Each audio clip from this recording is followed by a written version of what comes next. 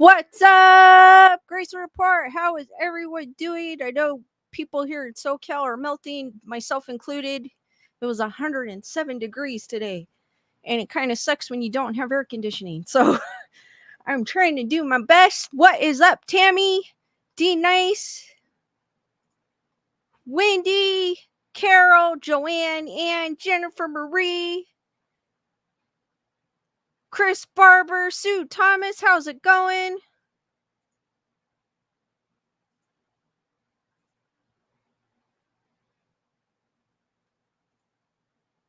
Gunner Girl, what is up? Julissa, how's everyone's week going so far? While we wait for people to trickle in. Ann goes, I'm so glad I'm in Colorado. I saw that, where was it? In the Denver area? You guys got rain yesterday? I didn't check today, but I was like, what? I need to go there.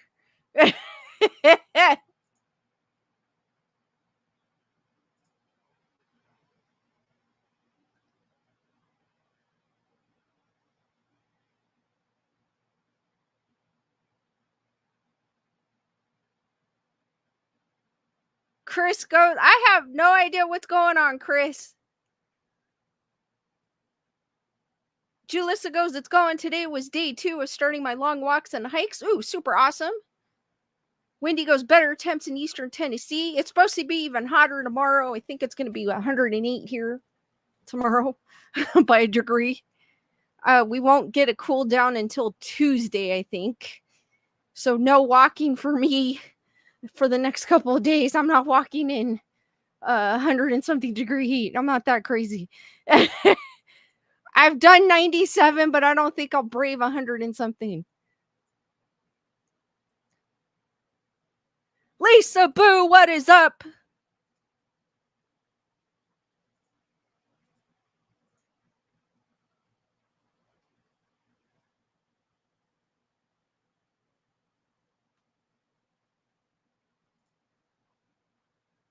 Wendy goes, fall is my favorite. I prefer, I like it when it's cold. I don't like heat. I can't stand it. Julissa goes, it was foggy this morning, so I made sure I went out early. Ooh, awesome.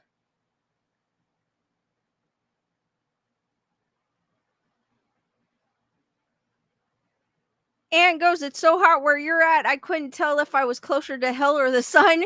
I know. Matthew goes, hello. Last week was so nice. It was like in the 80s, the upper 80s. I was so enjoying it. But today, the devil is pissed. Nerd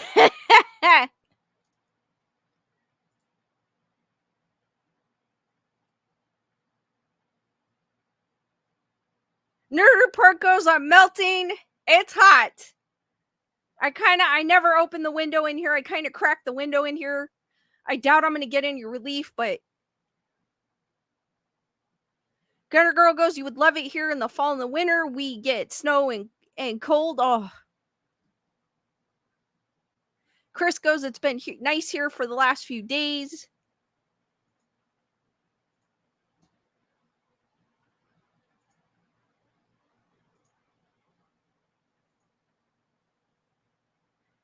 As always, guys, Skeleduck is somewhere in this background. If you guys are new and don't know who Skeleduck is, he is pictured. Give me a second. Thank you, Matthew, for reminding me.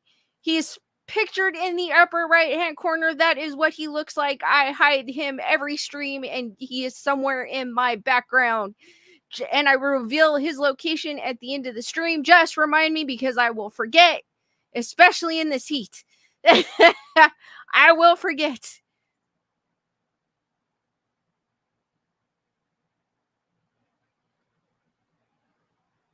Julissa goes, my family and I were in Santa Monica on Saturday. The weather was perfect, but on Sunday we were in Santa Clarita and my kids were burning up at Magic Mountain. Oh, I know Santa Clarita is a bit hotter than it is here.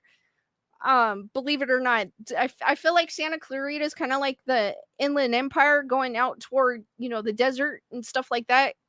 I feel like it's kind of the weather's kind of equivalent to it. You wouldn't think that, but I feel like it is.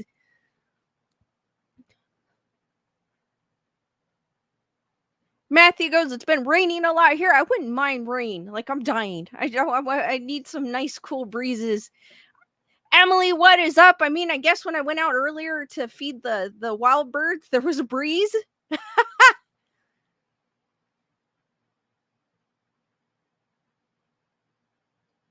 I know this isn't spooky related, but I wanted to say something anyways because this is super big. Are any of you guys it's music news, but just while we're waiting for people to trickle in before I get into the nitty-gritty, but are any of you guys Linkin Park fans?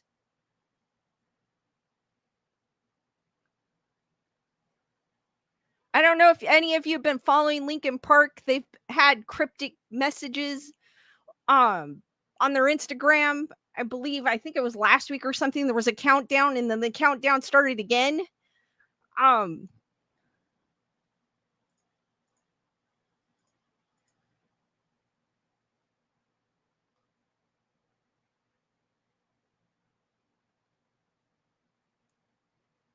and I know this isn't spooky related, but Brandon, what's up?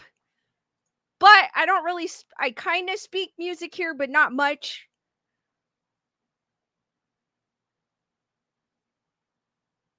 Chris goes, I like them okay, but know nothing about them.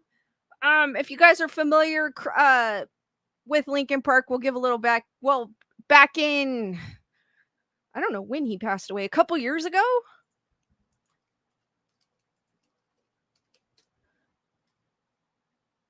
Passed away.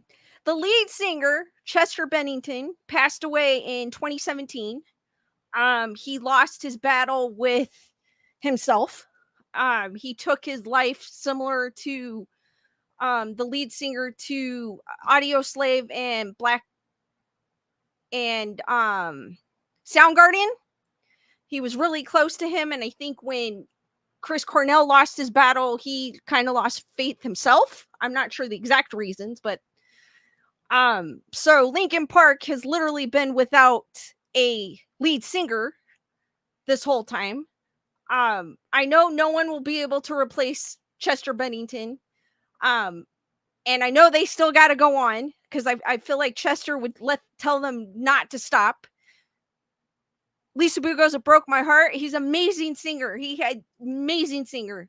The one thing I liked about their music, I mean, most of the music of the time had, I guess they had a few bad words in it, but they didn't really have bad words in their music, not like Limp Bizkit does, you know what I mean? So they were really like a super positive band, like you could relate to the music. Well, I could back then.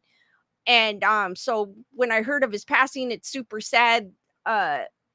There's a song that it's not typical Linkin Park song because it's more of a I feel like it's more of electric song that he did with another singer called Heavy. And if you listen to the lyrics to that, it kind of was like, holy crap. Like I felt like it was like a song for him. But anyways, today they announced a new singer, which there was speculation of this singer. I don't know if it's the same singer, but when today when you clicked on their live, they finally showed a live performance with this female singer, which I had thought was just standing in, but I guess the reports are she is going to be the new singer. And they are going to go on tour this fall. They will embark on a From Zero World Tour this fall. They will visit LA, New York, Hamburg, Germany, London, Seoul, South Korea, and Bogota, Colombia. It kicks off on September 11th at the Kia Forum in Los Angeles. That's kind of cutting it close for ticket sales, but hey, the new singer is Emily Armstrong. She's a co-founder of alternative rock band Dead Sarah. I've never heard of it. And I did see a clip of her singing. It's not Chester, but she did a pretty damn job. I don't blame them. They needed to it's kind of hard when you lose the voice to your band. I mean, there was also Mike Shinoda who did backup vocals. He did some vocals just by himself on some of the tracks as well, but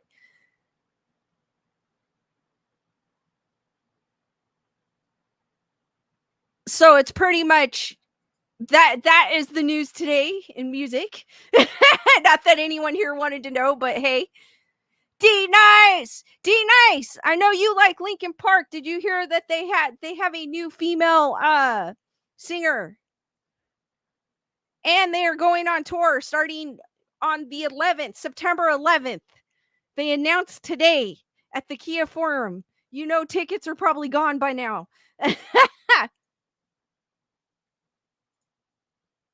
Wendigo's reinventing. Yeah, I mean, that's they have no choice, honestly. I mean, they either can go their separate ways or they can carry the name, which I know Chester wouldn't want them to stop completely. They're a talented they're a talented group, so I wouldn't want them to stop completely. I know there's going to be people with reservations about it. I get it, but what are you going to do? You know what I mean? You can't replace them. They're not really replacing him per se. I mean, they have to have someone, sing. No one's going to replace him. But if he could get her vocals were kind of cool.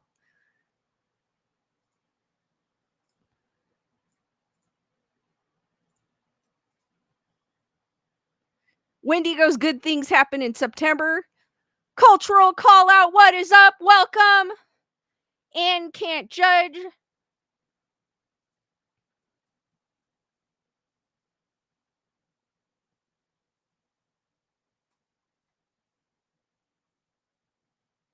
Let me see if I can find my link. Oh my God, I did not put the link on here. How dare I? The one I needed.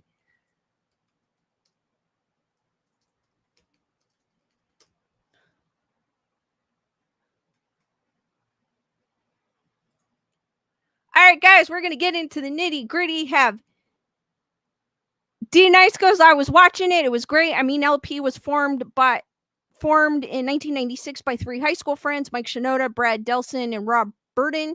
Chester joined Linkin Park in 1995. He was from, Linkin Park was from Arizona. Or not Linkin Park, Chester was. My bad. But that's my little music news before we get into the spooky wookie, because I know that's what you're here for. So have any of you guys heard of the tsunami spirit in Japan?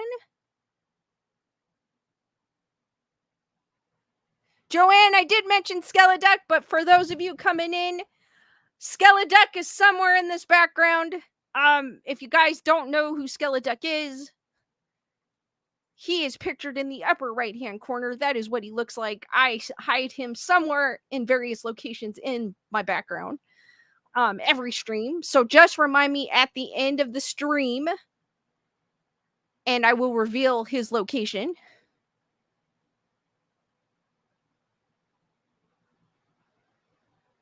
D Nice just did a mass unfriending of people I met at the fan memorial because they were salty. Joanne goes, no. Brandon goes, I bet Bernadette sees it already.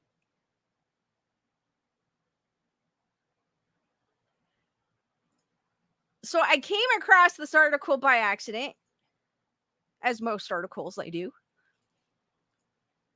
And this was kind of interesting because I had never heard about the Tsunami spirits, or tsunami. I always want to say Tsunami. It's the heat.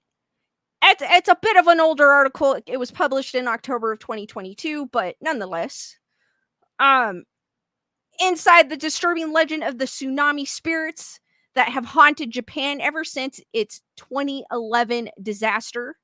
Survivors of Japan's harrowing 2011 earthquake and tsunami that killed more than 15,000 people claimed to keep seeing the restless spirits of the victims known as tsunami ghosts. So if I ever have the hankering to go back on a plane, one of the places I want to go to is Japan. I've always loved the folklore of Japan, and I feel like it is a hot spot for haunted activity, and you do not want to mess with the spirits in Japan. I feel like the spirits in Japan are more menacing than the ones we have here.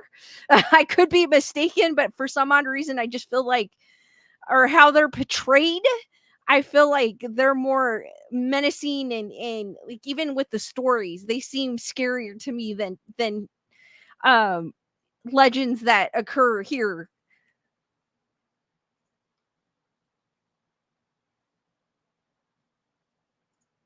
So on March 11th, 2011, a devastating magnitude 9.1 earthquake rocked eastern Asia's seafloor, sending a wave of ocean water the height of a 12-story building into Japan's coast.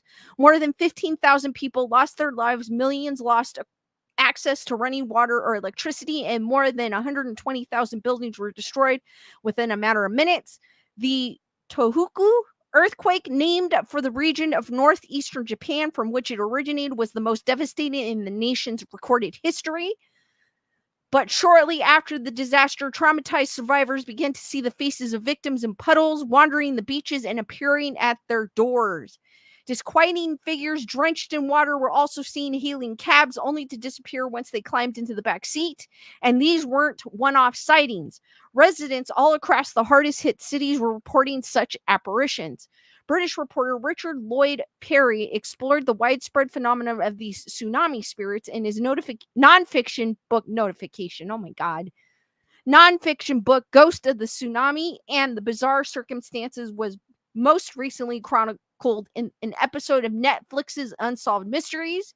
But explaining this eerie case has not been a simple task. I have not seen that Unsolved Mysteries one. I'm now going to have to check it out. One most considered how Japanese culture, collective grief, and perhaps the truly uncanny work together to create these tsunami spirits. One thing is clear, however, these tales are as hair-raising as they are dumbfounded. The Tohoku tsunami decimated Japan's coast. So this is a picture of the town of Sukiso a week after the tsunami hit. That's the one thing I've never been through, and I hope I never go through that. I don't know what you would do if you see a big huge wall of water coming after you. That has to be terrifying.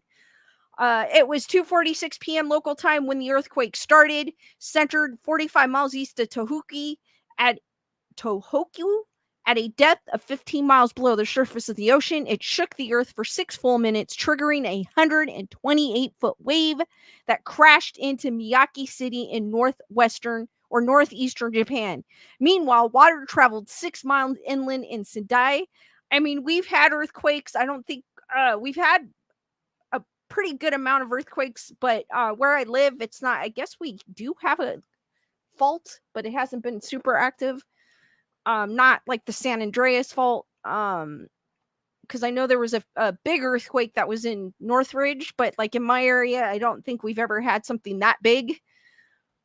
A total of 217 square miles were flooded, which included the destruction of hospitals, schools, businesses, homes, railways, and everything else. Perhaps most devastatingly, the tsunami also caused a cooling system failure at the Fukushima Daiichi nuclear plant, leading to an infamous meltdown.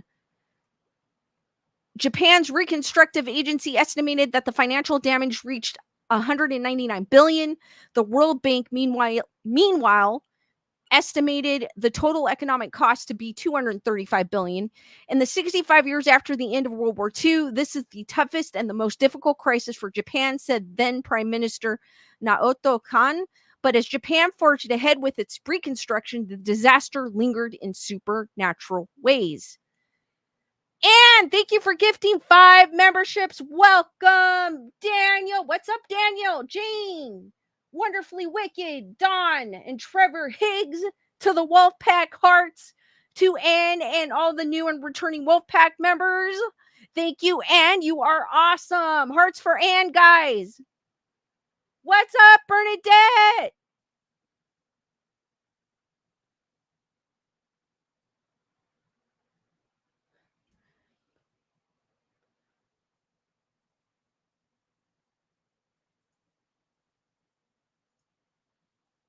The tsunami spirit becomes a commonplace encounter.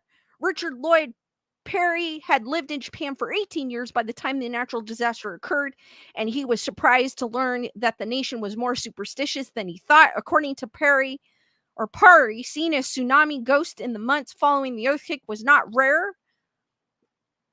So here's another picture. This was about 200 miles of the Japanese coastline. They were submerged in water. Um, I'm surprised like there's cars right here. That's crazy. People's grief and loss and anguish came out, he told NPR in 2014. And what also came out after a few months were stories of ghosts and hauntings and supernatural events to the extent that it almost seemed like an epidemic. In 2016, a graduate student of sociology named Yuka Kudo traveled to one of the cities most ravaged by the disaster, Ishinomaki, in order to study this epidemic. She focused specifically on the town's cab drivers who claimed to have picked up passengers that turned out to be tsunami ghosts. Ishinomaki suffered 3,097 deaths and reported 2,700 missing persons. A whopping 50,000 buildings had been destroyed there as well. The decimated city saw most of its population relocate, with aimless cab drivers hoping for the best of their shifts. Out of the 100 cabbies Kudo prodded for supernatural stories, 7 volunteered. The first cabbie told Kudo of an encounter he had in the summer of 2011. It had only been a few months since the tsunami, and there were barely any customers. He was naturally shook to suddenly spot a young woman hailing him down in a particularly hard-hit area. Wearing a heavy winter coat in the middle of summer, the figure was also completely drenched. The driver barely had time to realize that it hadn't rained in days before she climbed into the back seat and asked to be driven to the largely abandoned Minamihama district. That area is mostly empty, he said while switching on the meter. Are you sure? There was a long silence. Then in a shivering voice, the woman asked, have I died? The terrified driver turned around to face the customer, but found absolutely nothing nor anyone in his car. Another cabbie told Kudo that he picked up a confused looking man in his 20s who kept pointing forward when asked where he needed to go. Finally, he said simply, Hiro Yama, a mountain park near the city. After careening up the mountain near Ishinomaki, the driver dropped his customer on a plateau at the summit, but when he turned around to be paid, there was nobody in his car. Perry's investigative book also documents how one man in Kurihara said that he now despises the rain as he constantly sees the eyes of tsunami victims he knew in the puddles. The ghost of an old woman is said to haunt a refugee home in Anagawa and to have regularly sat down for a cup of tea there. The cushion that would be left out for her was purportedly soaked in seawater every time her visits were over. And in Tagaho, one fire station received incessant calls until the firefighters drove to the caller's ruins to pray for the dead. Then the calls stopped completely. But there were more profound incidents with tsunami ghosts than these. Pari also spoke with Buddhist priest Reverend Tao Kaneda, who told them about a man named Takashi Ono who had become possessed. Kaneda and Ono both lived miles from the coastline where the worst of the disaster had occurred. While Kaneda helped countless people properly bury their loved ones, Ono stayed away from the disaster zone until he finally went on his own to face it months later. After seeing the monumental loss and devastation along the beaches, he returned home and had dinner with his family. Afterwards, he went into the backyard and started rolling in the mud, speaking in a guttural, aggressive way. His family was mortified. The next day, he had no recollection of what he had done. While there are no clear-cut answers to these incidents, perhaps a closer look at the history of Japan's relationship with the spirit realm can provide some insights into these tsunami ghosts.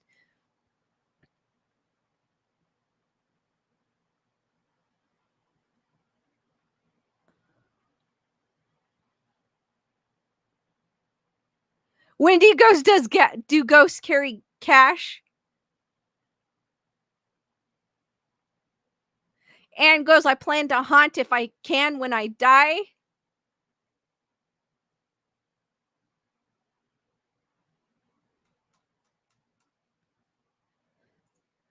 It's ghost bucks. I agree, Wendy. Could a tsunami spirit be a manifestation of grief? Japan has had a long-standing cultural relationship with ghosts, or a yuri, in the Shinto region, which means literally the way of the gods and is the indigenous faith of the Japanese people. Spirits inhabit all things animate and inanimate.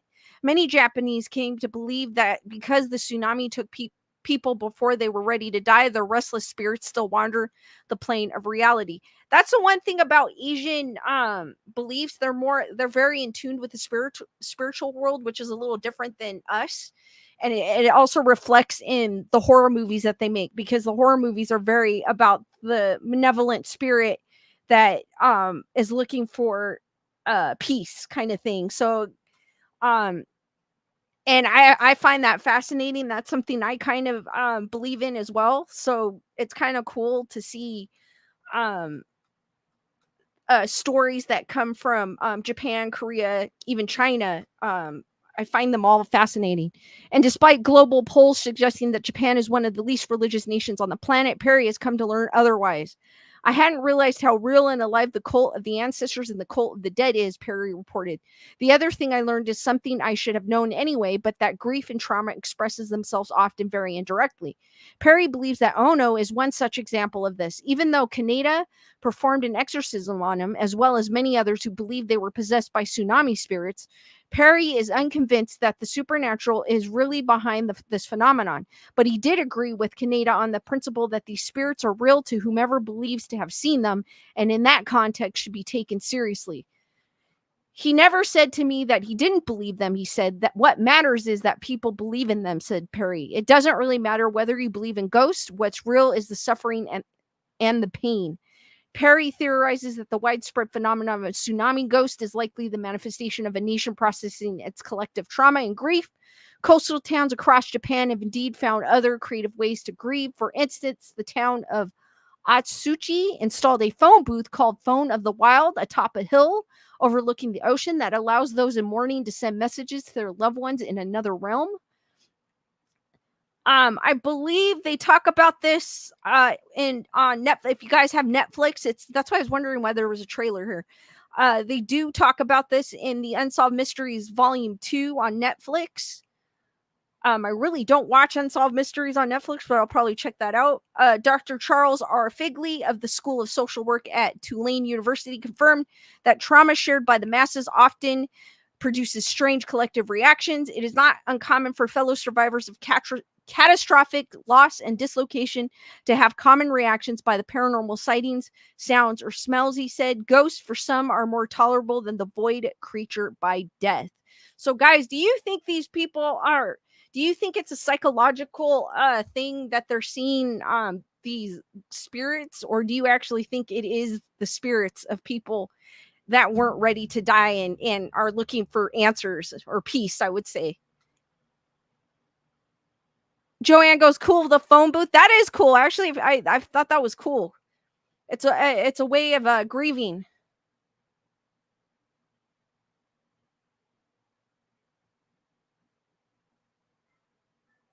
Wendy goes, I love the folklore from Asian cultures.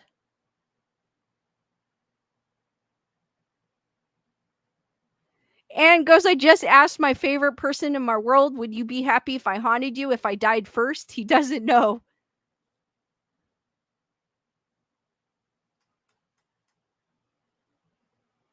Wendy goes, spirits are unpredictable. Joanne goes, a bit of both. Carol goes, I'm 50-50 at this point.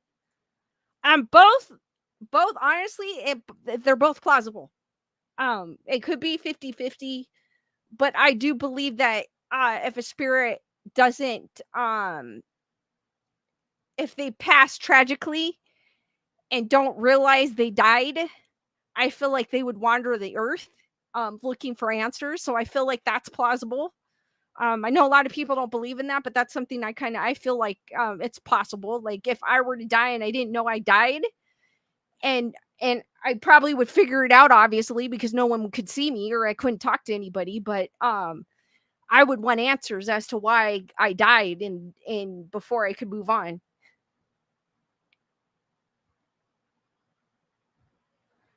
Lisa Boo goes, I think they are more in tune with spirits. So yes, I think they have seen them.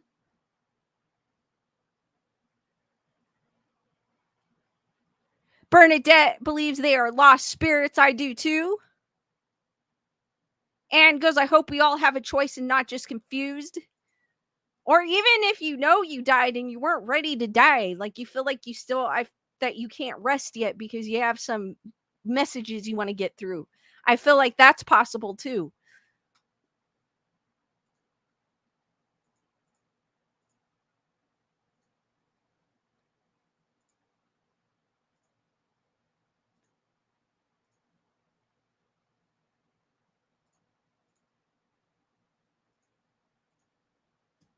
And I don't blame them for not liking it when it rains.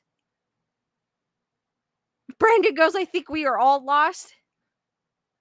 Joanne goes, except for the people who see dead people. Wendy goes, a mission and a message before you go. Yes, for sure.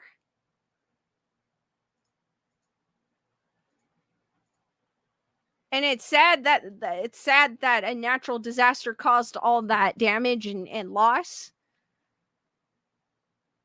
But at the same time, I hope that people who do see these spirits help them find peace. I really do. Bernadette goes, my haunted dog Chloe has come through the spirit box and I asked, do you know who you are? She said no, and I'm lost. Help, sad. Ah.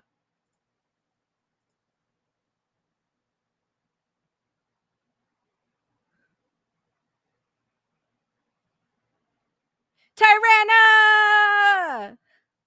Ah, that sucks. Well, Bernadette, you can help her.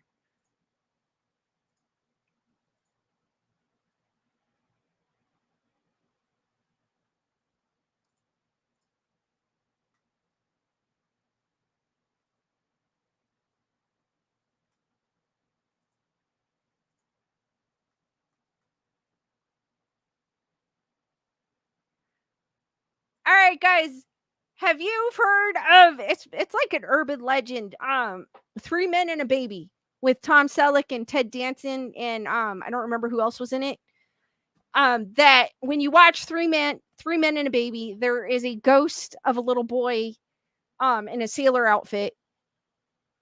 I think I mentioned you this before and it was debunked, but I did find an article.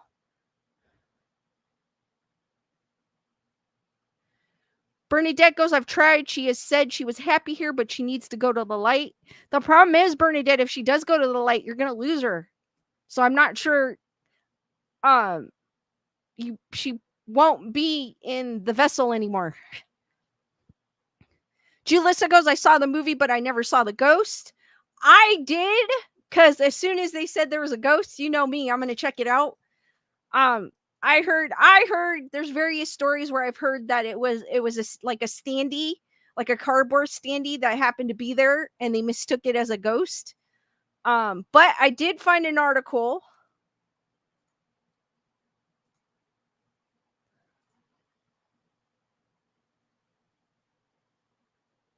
Bernadette goes, I'd rather her be happy with her family.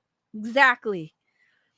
So this is from Newsweek, and it goes, Tom Selleck, Ted Danson revisit Three Men and a Baby, ghost claim chills. And real quick, thank you, D Nice, for the 10 gifted memberships. Welcome, Rochelle. What is up? Heather, whatever. What is up?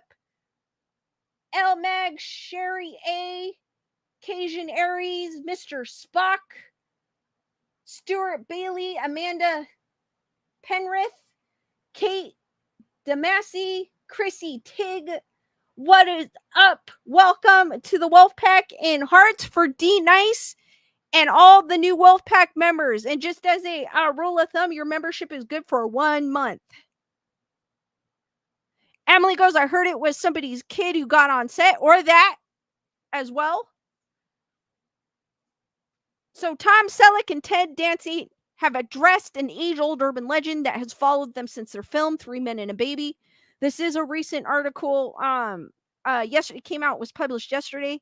The two actors starred alongside Steve Guttenberg in the 1987, there you go, Steve Gutenberg. In the 1987 comedy about three bachelors living in New York City trying to figure out how to raise a baby girl that had been dropped off outside their apartment.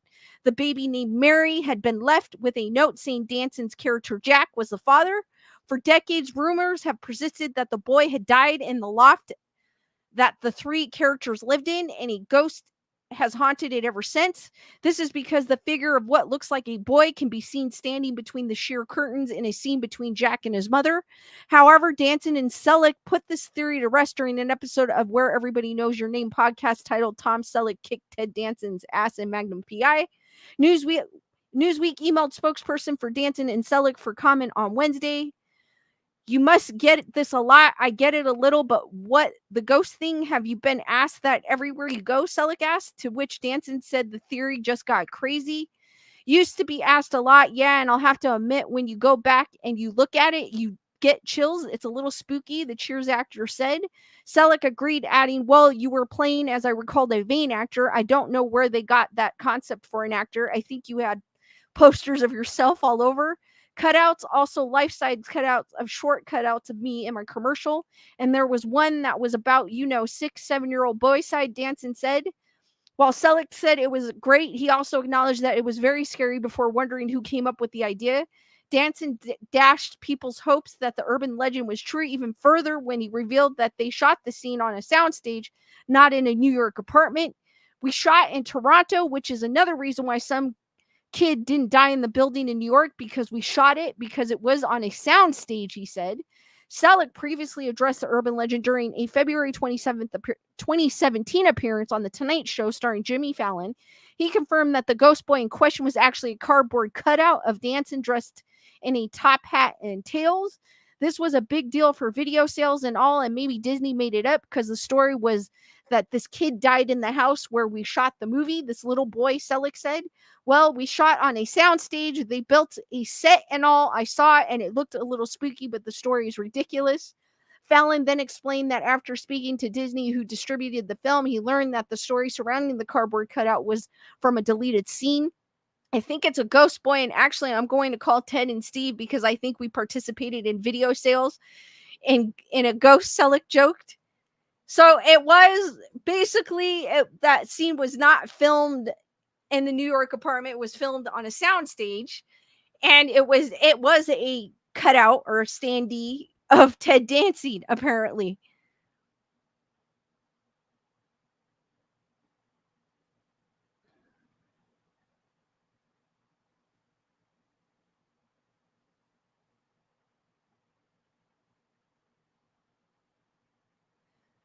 Bernadette talking about Chloe, plus she has a crush on Brandon, but she needs to be happy and free.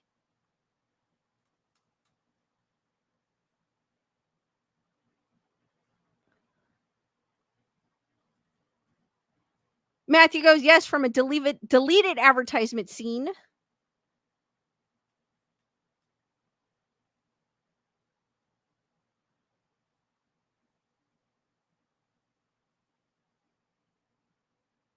Danson.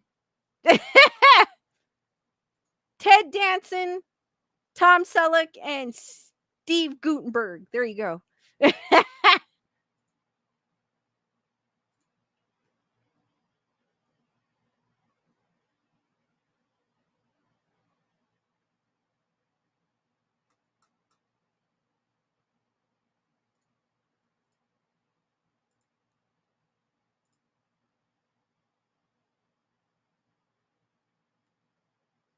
From Cheers. Yes, Wendy.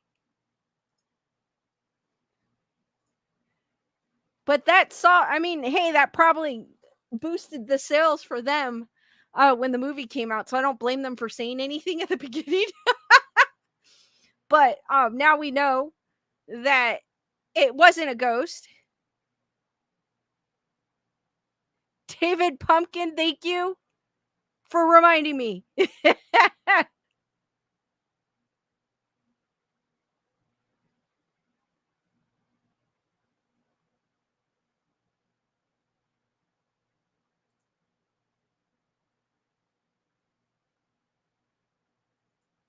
guys, this kind of sucks. I found this article. It kind of sucks. Just imagine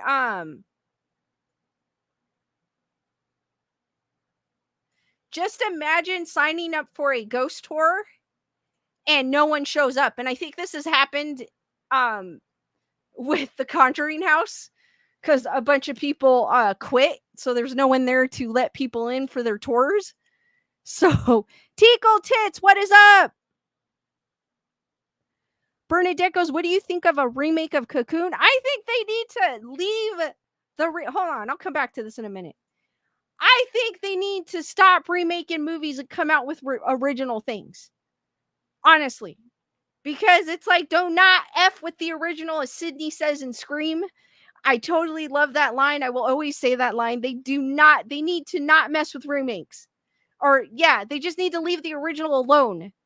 Like, I honestly, I get what they're doing. They're trying to bring those movies, reimagine them, maybe do a prequel, whatnot, tell a different story, bring it to this generation. But still, like, do not, it was wonderful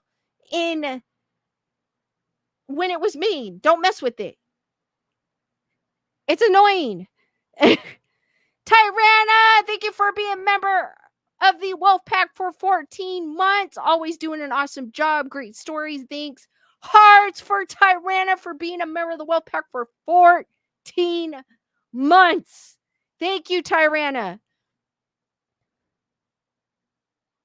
Julissa goes, they're not original anymore.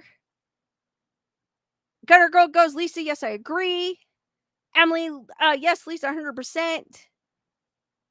Wendy goes, leave the OGs alone. Tyrana goes, I agree. It's just, I feel like, I mean, I haven't seen the remake of Crow, but we already kind of know it got bad.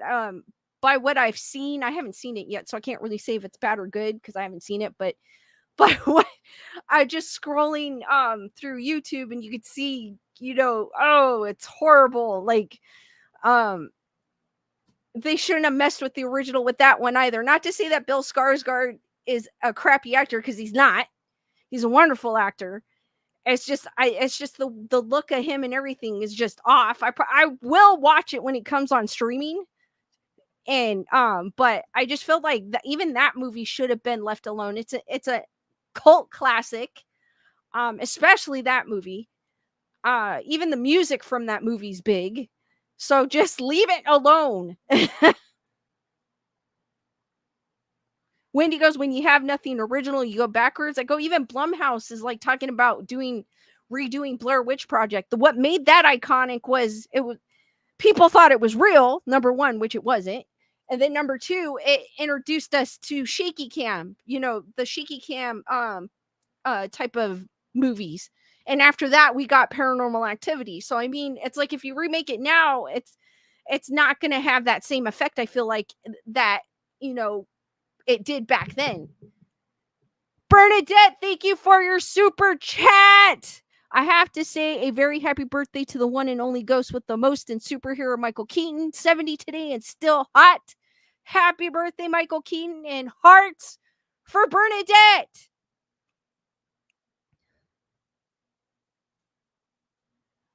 And Gunner Girl, thank you for being a member of the Wolf Pack for 13 months. Lucky number 13. You can't go wrong with 13 months.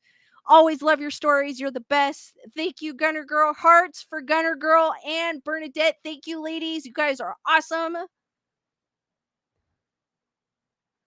Emily Parkinson's goes like Johnny Depp. Like, no, yeah, exactly. Like, no one can replace Johnny Depp as Jack Sparrow. Nobody. It's the same thing. Brandon Lee was the Crow. Unfortunately, he lost his life during that film with a freak accident, which is weird because we had another freak accident recently involving a pew-pew. So it's kind of, and I was reading a story about that. Like, they were trying to get, like, tougher, precautions put in because of that. And even The Rock was going on, no, we'll put it in, like they'll edit it in, basically. Like The Rock was even saying, like, we use like like prop guns. We'll edit it in, stuff like that, just to be safe. But It happened on another film recently. So it's like now that's why I'm wondering what they plan on doing that, because I get it, people make mistakes. Um we're not perfect. We're not, but still that it's kind of sad that that stuff happens. Julissa goes, I rewatched the Blair Witch Project this weekend.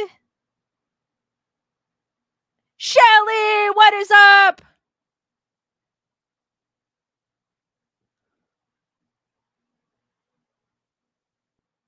Matthew goes, Blumhouse is talking about remaking Christine, but just rumors because the person they need permission to has said nothing about one, nor they mentioned them. Ah.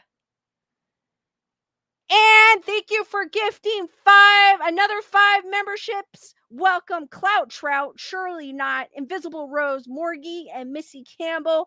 And also thank you Tinkle Tits McGee for your super chat. Michael Keaton, Thirst Buck matching hearts for Tinkle Tits, and all the new Wolfpack members. Thank you, Tinkle Tits and Ann, and welcome to the new Wolfpack members. Thank you. If I could do the heart thing, I'm going to perfect it one of these days. There you go. Thank you.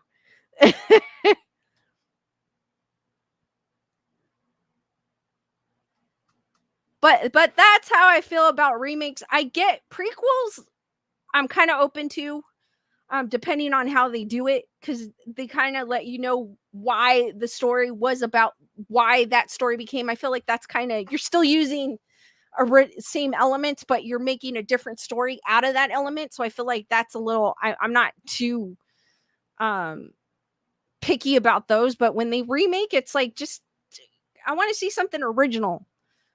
I don't care if it's a horror guy, a slasher, which would, most of the slashers have the same elements, but do something different.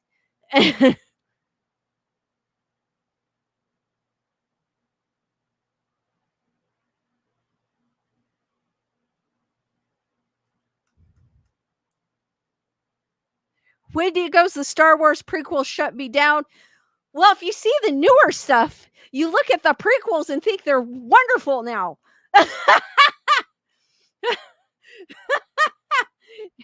Trust me, there's a lot of people that didn't like the prequels that are now looking at the prequels and are like, you know what? That wasn't so bad compared to the stuff we have now. So,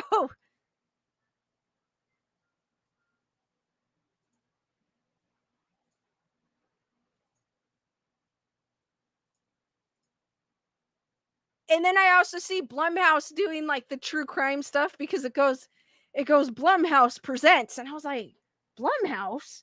So I've noticed Michael Bay's has a thing too. I was watching on Max. It's like a true crime thing, so they're getting into true crime as well. But they're doing like the like documentaries, like not shows.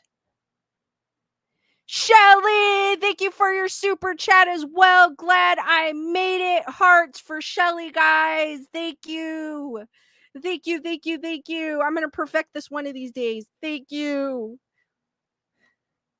I needed an emoji that does this. I need to make one. Emily Parkinson's goes Animal Creation. Annabelle Creation was a good prequel.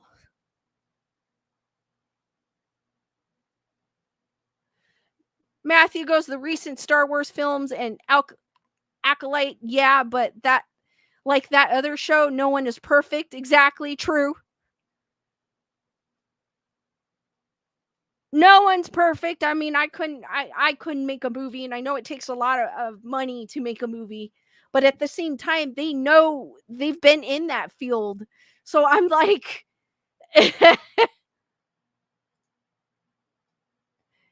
Bernadette goes Annabelle versus Robert the Doll. I think I'd be more scared of Robert the Doll than Annabelle. Tinkle Tits, if anyone's in the SoCal area, the rocket launches at 8:20 p.m. I think we have clear skies today. I'm pretty sure we do. It's super hot.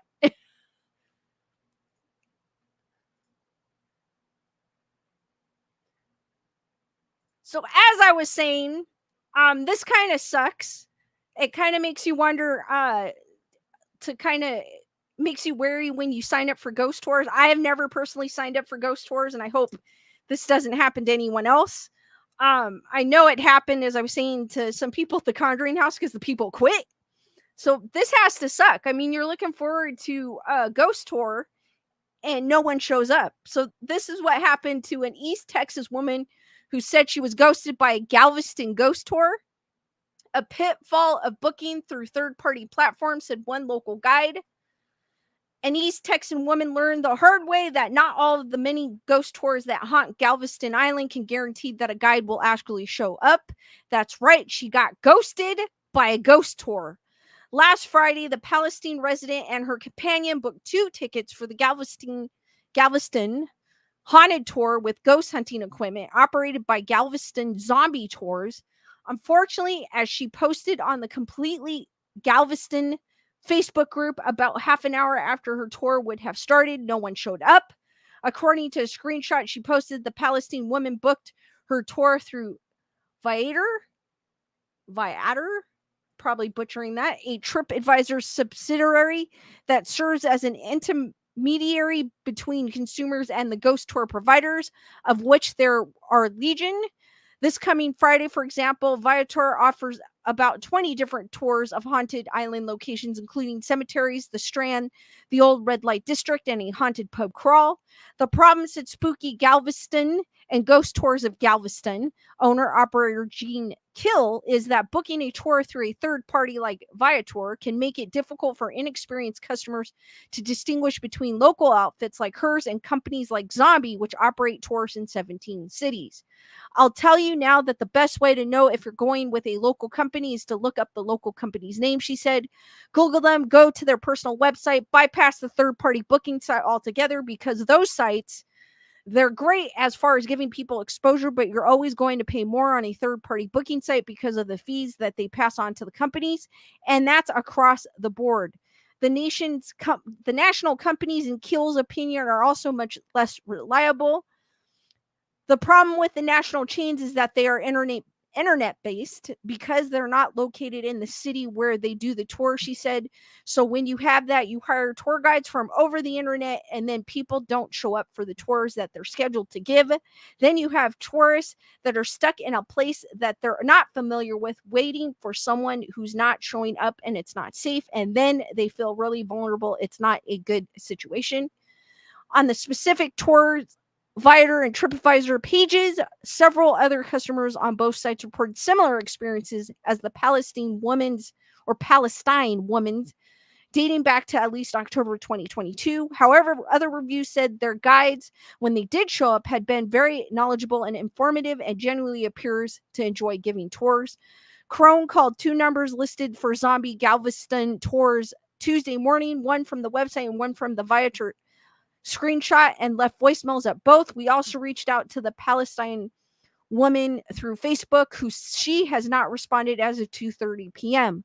Within the completely Galveston community, her tale of getting stood up fell on largely sympathetic ears, although, as usual, others chose to make light of the situation amid needling like seems you got your money's worth to me. The snarkiest commenter said that maybe a guy did show up after all, only they were, a ghost. Others were a little more charitable. Our house is one of the most people stop at during the tours. One woman wrote, "We are not affiliated with any tours, but I feel bad that this happened to you. If we were home, we would have told you all about the house. The drama comes as the island is still mourning the loss of godfather of Galveston ghost tour Birdsley. Keel has organized a celebration of life for Birdsley, who passed away August 22nd at the age of 69. I think he is the the founder of the Galveston Ghost Tours. At 1 p.m. this Saturday at the Top Gallant Room on the 3rd floor of 2301 Strand for anybody in that area. Later that afternoon, Birdsley's brother would lead a jam session in Dash's memory at Sharky's Tavern, 504 25th Street. So, note to self and to anybody booking a tour, do not go through a third-party website. Go through the actual company's website.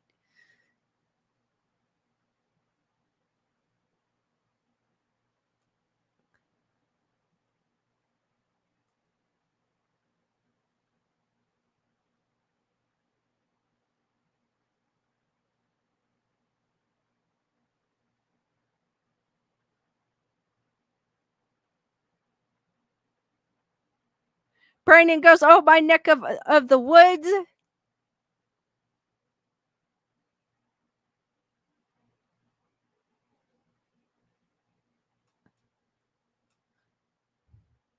Brandon goes, they have some cool haunted mansions and old cemeteries. Daniel, what is up? I made it, Motel Madness here, and thank you for the membership. Daniel, I see you lurking every once in a while, but I know that you're busy. But I do appreciate you when you do come in.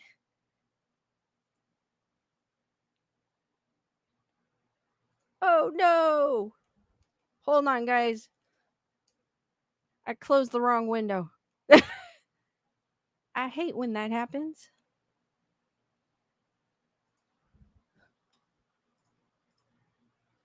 There are a few. I know there's two in my area. There's one in a ghost tour. There's one in Whittier, and there's also one in LA that goes through Chinatown, which I've always been curious about, but I've never tried. But I'm actually kind of more curious about the one in Whittier, because Whittier does have a few haunted spots at it, which I did not know.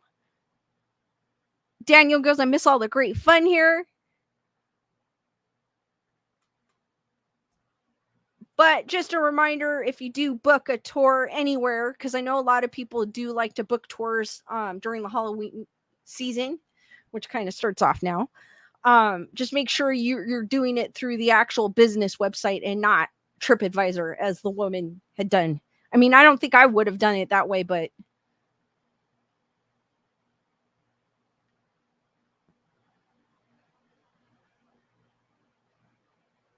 D-Nice goes, there are so many eyes in your background, but I believe one is Skeleduck. Tickle Tits goes, I'm so happy my dad could see the rocket launches too, even though he's an hour away. That's super cool. I've never actually gone. Hold on, guys. I've never actually seen a rocket launch. Because usually when they have them, I'm streaming.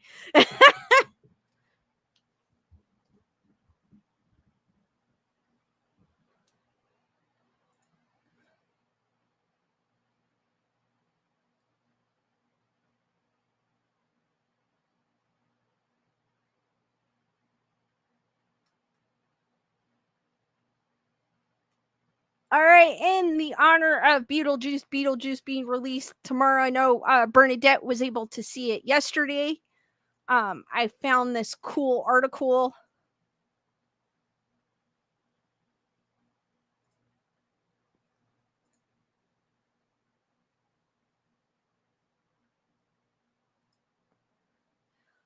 This is an oral history of the Beetlejuice cartoon, how Tim Burton's Ghost with the Most made it to the small screen.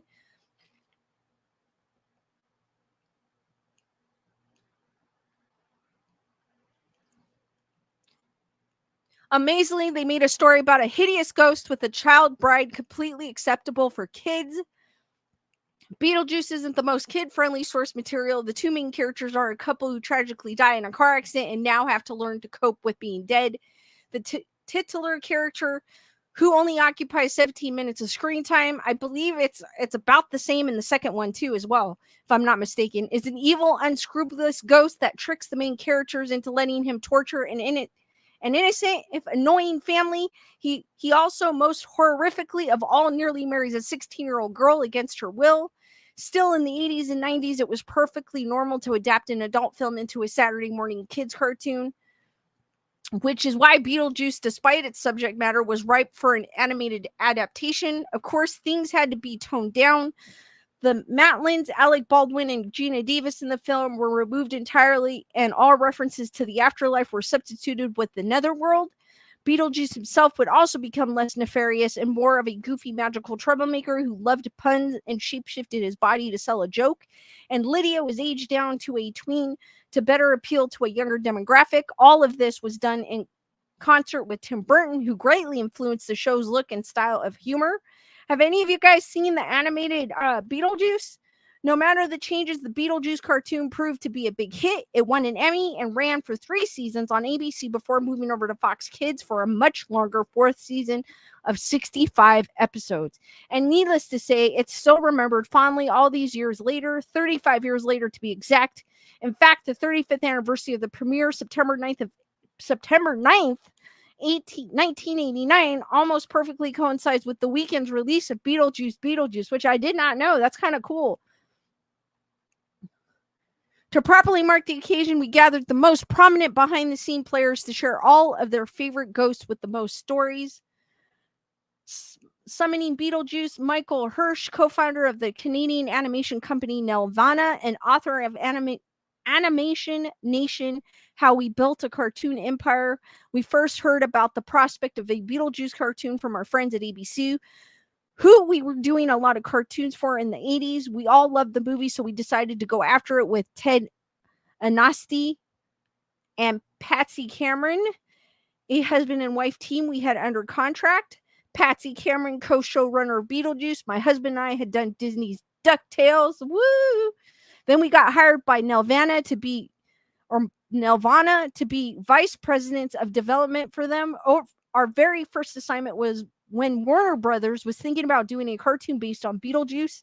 Each studio sent their development executives to watch the movie. Next, each studio, sent their heads of development to have a meeting with Tim Burton and some of the executives from Warner Brothers.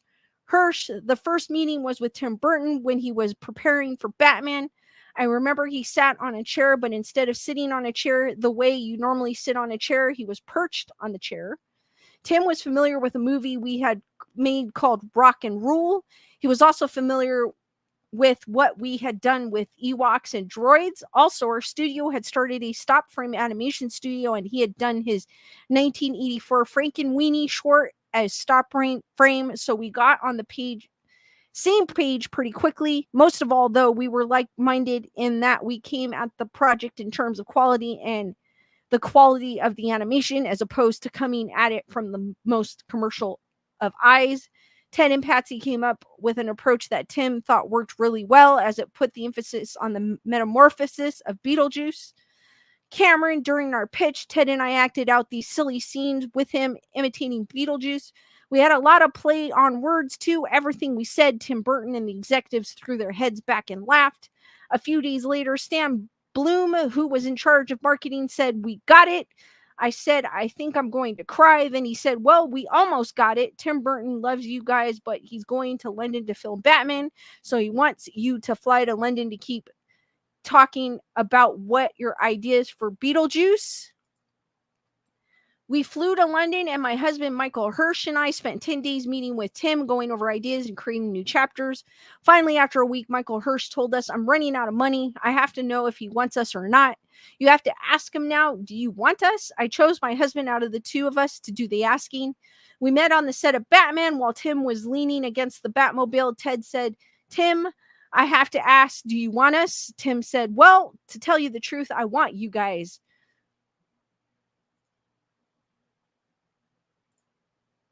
Hirsch, there was an issue though. Warner Brothers wanted us to give back our rights to Batman first. We had a Batman development deal that had stemmed from 2 years earlier. We had developed it too, but the network we had developed it with wasn't buying in, and I stopped it around to the other networks and they passed as well. Nobody was expecting the Batman movie, which hadn't yet come out, to be a big hit. So we were basically told, you can have Beetlejuice.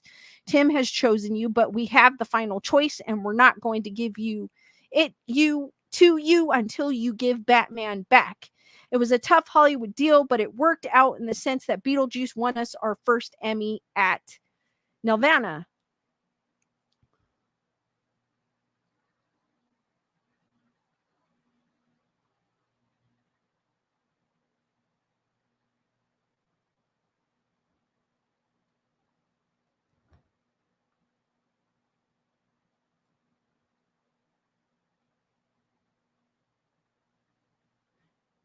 Daniel Miles goes, "I've seen it a few times." Julissa goes, "I was a teenager when I saw it. It was fine." Matthew goes, "Watched as a kid back then."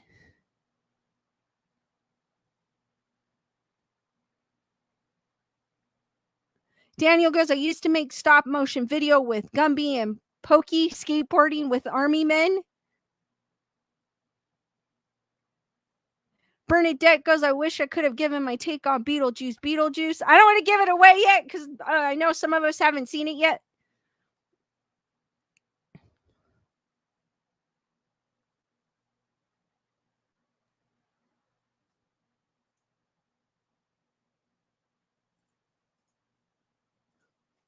Designing the Dead. Hirsch goes, another reason why we got Beetlejuice was because we had a great director and visual designer in Robin Budd. Robin came up with designs that were fresh and original, and they captured Beetlejuice really well. J.D. Smith, writer and story editor of Beetlejuice. Robin is a genius. Tim Burton loved him. Whoa.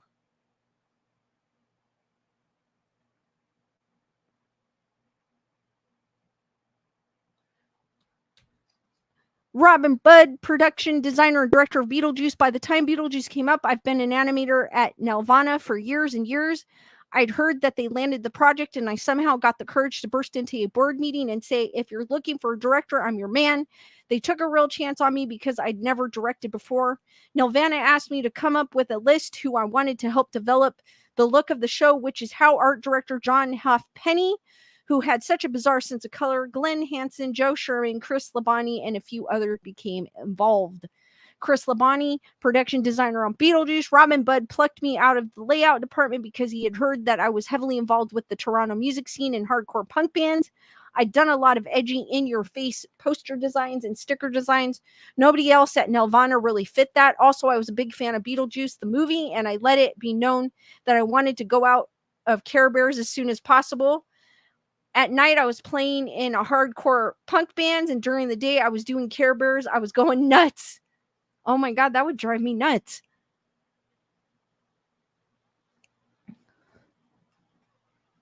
So many cartoons based on the movie are just slave to the original, and as a result, they feel like a pale imitation. We weren't doing that. Of course, the film was a big influence, but we had other influences on the look too, like Al Hirschfeld, the cabinet of Dr. Caligari. I also loved fluid animation and I loved morphing things, so there's a lot of that in there. For Beetlejuice, the black and white suit was a must. It was a nightmare to animate because that's very tough to track when something is hand drawn, but it was absolutely essential because those stripes are essential to who the character is.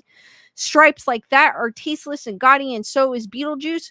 We also gave him misshapen teeth, and he was fairly ugly and balding for kids. For a kids show, that was unusual at the time. I don't think he looked that bad. As for Lydia, we were influenced by the features, but we wanted to simplify her and keep her physically delicate and beautiful in that goth way. I would have taken it even further, but we met with merchandising people and they talked about making lunchboxes and toothbrushes and all that stuff. I kept saying, we'll make everything black. And they did not like that idea. Back then, merchandising people were super straight and conservative. One of the big things from the movie to bring over was the look of the afterlife, which was called the Netherworld. I love that Tim Burton's aspect of warping layouts and locations where doors don't fit and hallways are crooked. I also love textures like checkers and stripes, like a bad retro carnival approach. We tried to bring as much of that over as we could into our Netherworld.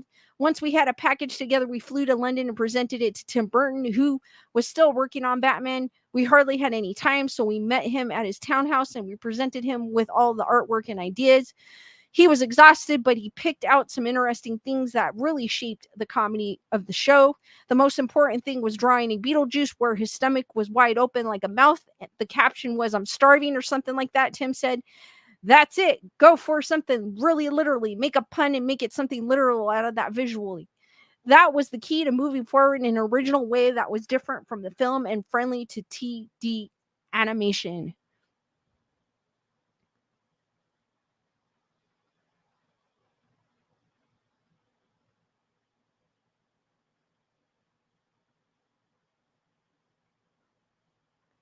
Bernadette's like, no spoilers. Bernadette was able to see the Beetlejuice, and she saw it in 4DX. If you guys aren't familiar with 4DX, the chairs move. You might get like water splashed in your face type of thing. I went to one for, I don't remember what movie, or Smoke. They're kind of fun. So probably watching it doing it that way with Beetlejuice. Beetlejuice was kind of probably fun.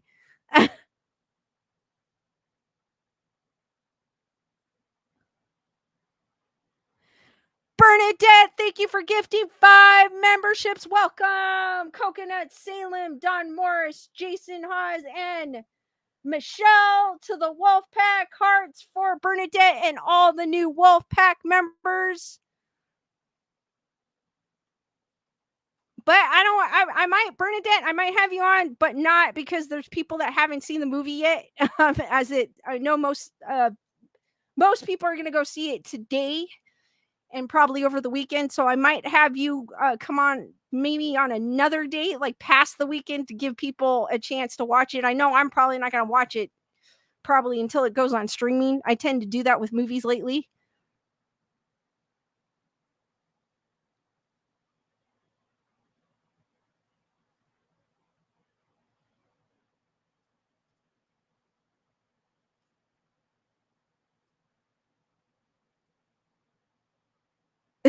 Bernadette.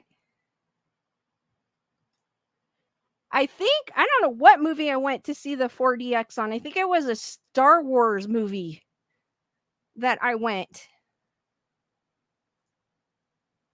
Lately, I haven't been going to the movies. Lately, I've just been going to streaming because I kind of just prefer watching movies on the couch type of thing. But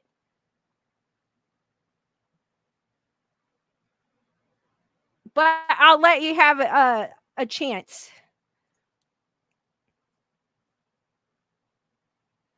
Tim Burton had no ego whatsoever. He was genuine and supportive and had lots of ideas. Some of the characters we came up with him. One was a tap dancing skeleton my husband named Ginger after Ginger Rogers. There was the monster across the street, and another one was a weightlifting skeleton named Jacques Laline. I remember Tim said every show has to have a French skeleton. Labonte, the monster across the street, was a design I based a monster from Warner Brothers cartoon Gossamer, while his dog Poopsie was based on a caricature I did of John Halfpenny. I morphed John's face with a buffalo and had a little dog. I put them all together and came up with this belligerent little dog. He was one of my favorite designs. I even got to do the barking for that dog. But I like the characters Bury Me Not. He was the computer animated character done by a local studio called Caliber. Computer animation was so limited at the time that the characters became extra creepy. Hirsch, when we initially met with Tim, we had committed to putting the mixed media, which we did through early computer animation.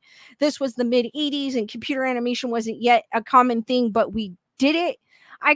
To be honest with you, I kind of like, I know if you guys have been following me for some time, I prefer the horror movies from the 80s and the 90s because of they used practical effects and it wasn't oversaturated with computers. So same with the cartoons. I kind of like the cartoons that I was growing up with compared to the ones now. Not to say that they're bad, because there's some movies, don't get me wrong, that are heavily CGI'd and are done beautifully. I just prefer the practical effects. I mean, they tried with, what was it, Chucky? And that one, I think what was it, the last one? Where it wasn't even, and it was Mark Hamill's voice, I think. I don't even remember which one it was. I don't want to remember that one. It's stuff like that. Like, you cannot change something that was like Chucky and make it CGI and change the voice, because obviously it's an iconic voice.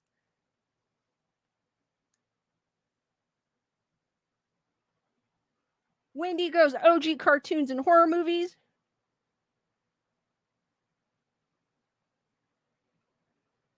Kyle is asking if anyone remembers the stop motion cartoon Bump in the Night.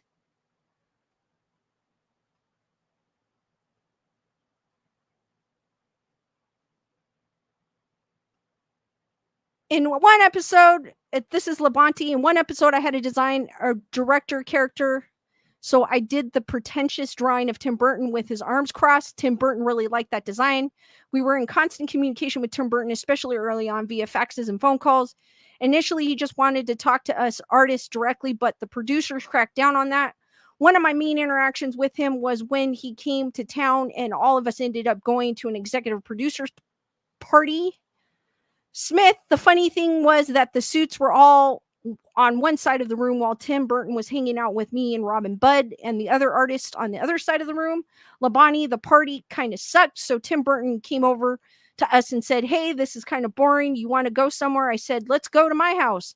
I was renting the ramshackle house where all of my bands practiced. So he piled as many people as he could into his limo and we all went into his house. The instructions were already set up and everybody, producers included, tried to play music. My most vivid memory was sitting on the basement stairs with Tim Burton as he was explaining the synopsis of Edward Scissorhands to me. At the end, he asked me, "What do you think?" And I said, "That's the craziest thing I've ever heard."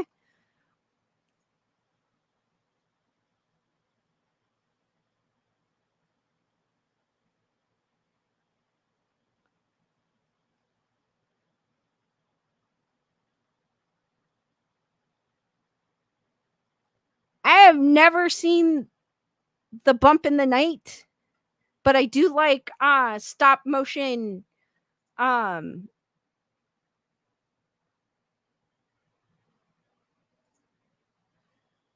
I do like stop motion animation.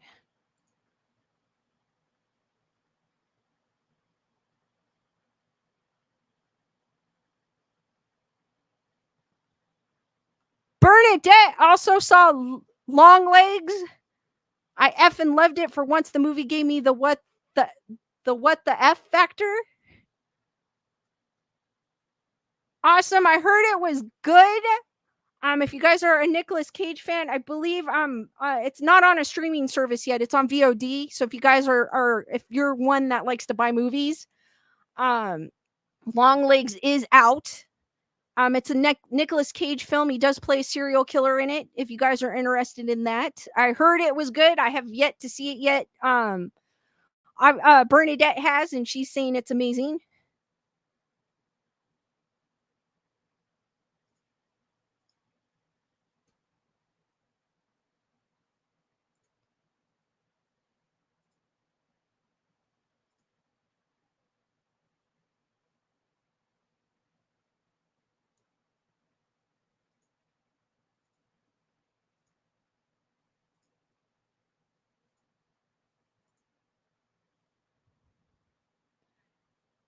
Jennifer Marie goes, "Wait, they still make DVDs?" Yes.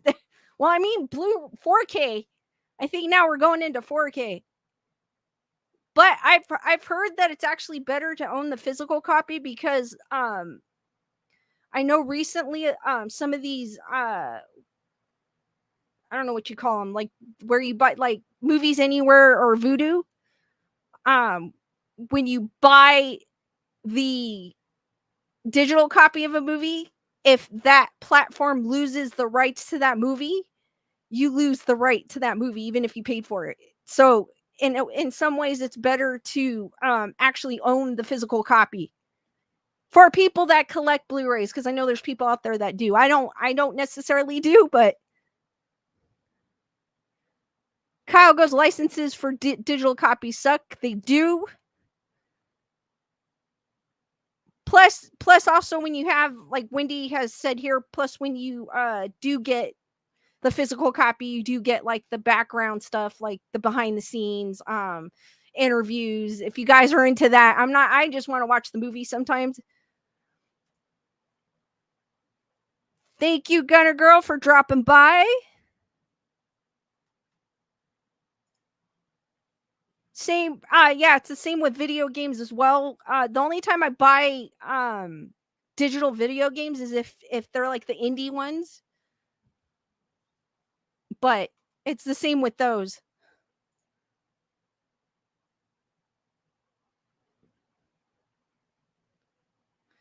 Chris Barber goes, "I have a friend who collects music albums." I used to do that. I used to be an avid CD collector. So every time CDs used to come out on Tuesdays, so it was New Music Tuesdays. I think some radio stations to this day still have New Music Tuesday.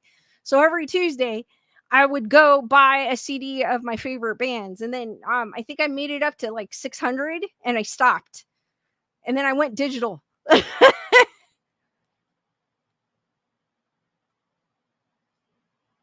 But it does, as Jennifer Marie says, it does take up a lot of space, so you have to have space for it.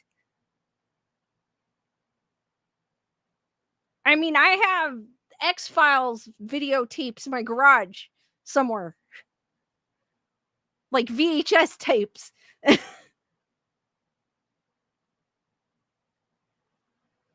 it's weird because I think there's people now that are starting to collect VHS tapes. So you might have a valuable VHS tape.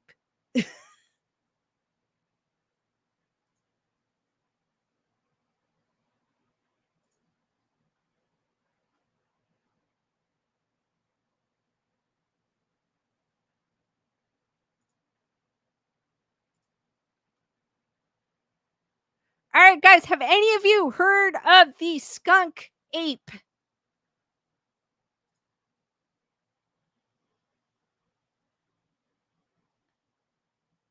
It's even Jennifer Marie goes, I do still have most of my PS2 collection. Those are cherished artifacts.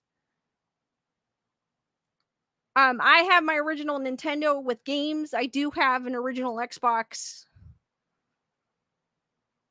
I've got Nintendo DS games. Daniel goes, I have a Laserdisc collection, a record album collection, a huge tape collection, and a few CDs left. Dang, Chris goes, my friend has 1,000 CDs. He beat me. Carol has heard of the skunk ape.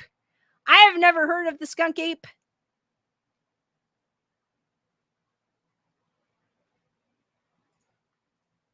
It is apparently a cryptid or the Bigfoot of Florida swamps.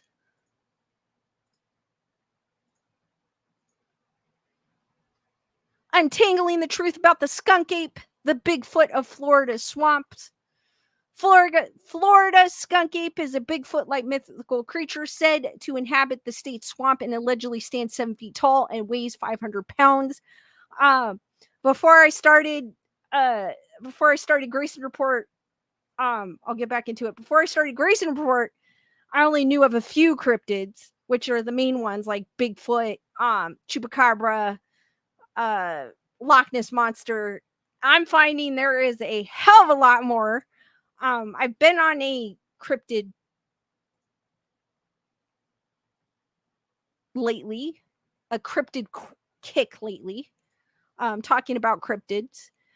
I believe that the story, some aspects of the story is real. So I believe that someone saw something. I believe it's not necessarily what they saw is what they're being described, but I believe that someone saw something. So I believe that there's something that they saw that caused the story. If it was what Bigfoot looked like or what Loch Ness looks like, it might not necessarily be what they're saying it looks like, but there was something. Florida skunk ape is a Bigfoot-like mythical creature said to inhabit the state's swamps and allegedly stands 7 foot tall and weighs 500 pounds. 3 days before Christmas in the year 2000, a family in Florida awoke to a loud noise on their back deck. There was so much banging and pounding that it sounded like some overweight drunk was knocking over deck chairs. But with all that noise came something that couldn't possibly be human, a low, deep grunting, and with it, a stench like something was rotting. This was a picture taken of the supposed skunk ape in 2000. So this is a recent cryptid. It's not a cryptid from the 50s.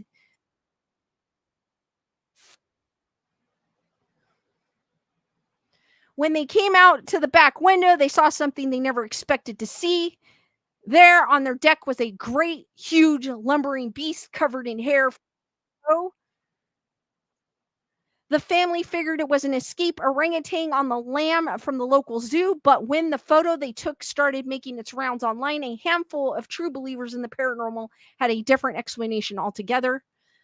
The monster on their deck they believed was none other than Florida's own Bigfoot, the skunk ape. The search for the skunk ape and the man at the center of it, for at least one man hunting down the skunk ape, is a full-time job. Dave Shealy, the self-proclaimed Jane Goodall of skunk apes. Shealy runs Skunk Ape Headquarters, a research facility focused on proving that these creatures are real. He says that he poured his life into proving that they exist ever since he spotted his first one at the tender age of 10. It was walking across the swamp. It was walking across the swamp, and my brother spotted it first, but I couldn't see it over the grass. I wasn't tall enough. My brother picked me up, and I saw it about 100 yards away. We were just kids, but we'd heard about it and knew for sure what we were looking at. It looked like a man, but completely covered with hair. In essence, the skunk ape isn't too different from Bigfoot, other than a few unique charms. They roam exclusively through Florida's Everglade forest, often in whole packs, and they're said to be peaceful and kind. What really sets them apart, though, is the smell. A stenchy Shealy describes as kind of like a wet dog and a skunk mixed together. Alleged encounters with Florida's Bigfoot. I would think any of them would smell. I don't know about you guys. I just feel like there would be a stench with any of them. The earliest well-known skunk ape sighting happened in 1957 when a pair of hunters claimed that a gigantic smelly ape invaded their camp in the Everglades. Their story picked up traction, and as it spread, the creature started to pick up its own unique name inspired by its distinct smell. Dozens of sightings followed.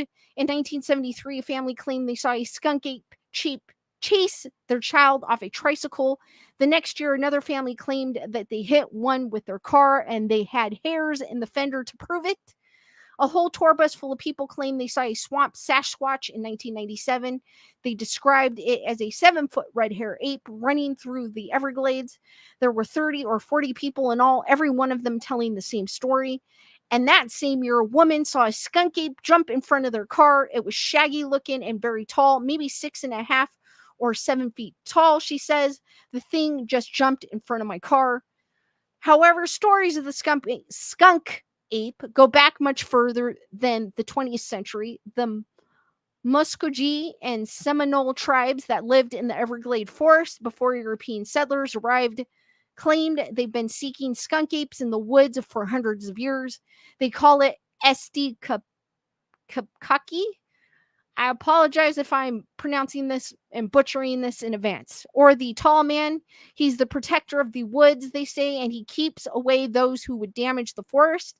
Even when you don't see the Florida skunk ape, they believe he watches you forever, vigilantly gazing over those who enter his domain and using his mystic powers to vanish into thin air. Try to say skunk ape over and over again. That is a tongue twister. Lisa Bugos, does it have a white stripe? I don't think it does, because it wasn't. I mean, I'm assuming it's they named it maybe because of the smell. Chris Barber's heard of the skunk ape.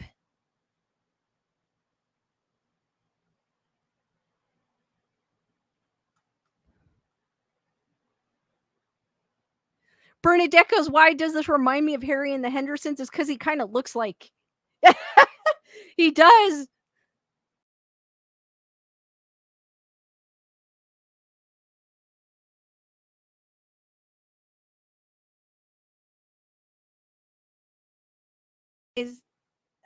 Click the wrong button.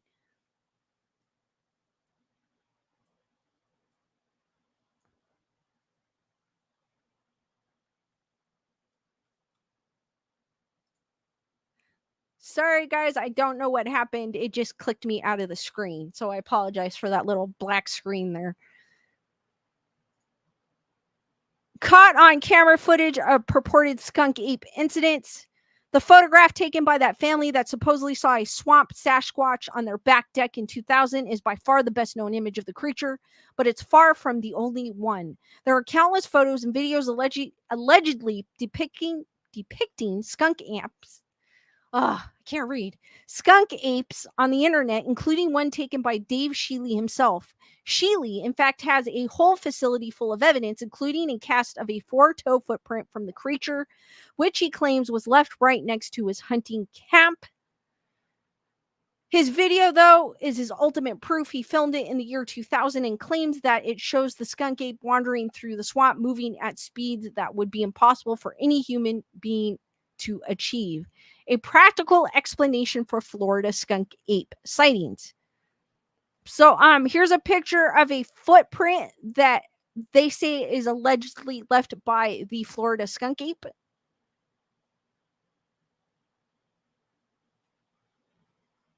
As far as Shealy's concerned, his video proves the existence of the skunk ape beyond a shadow of a doubt, but it hasn't fully convinced everybody. The Smithsonian, after seeing the video, said it's extremely hard to watch this video and sees anything but a guy in a gorilla suit.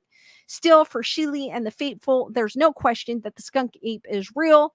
For most of the scientific community, however, there's a few questions. The National Park Service has called Shealy's skunk ape evidence extremely weak, while the Committee of Skeptical Inquiry has said it's almost entirely eyewitness testimony, which is the most unreliable evidence you could have. People who believe in the Florida skunk ape, one common supposition goes, believe it simply because they want to believe it. Studies have shown that people who believe in paranormal creatures like this one are more likely to engage in magical thinking and less likely to internally reflect on what they've seen. Is the skunk ape real, and what does Dave Shealy truly believe?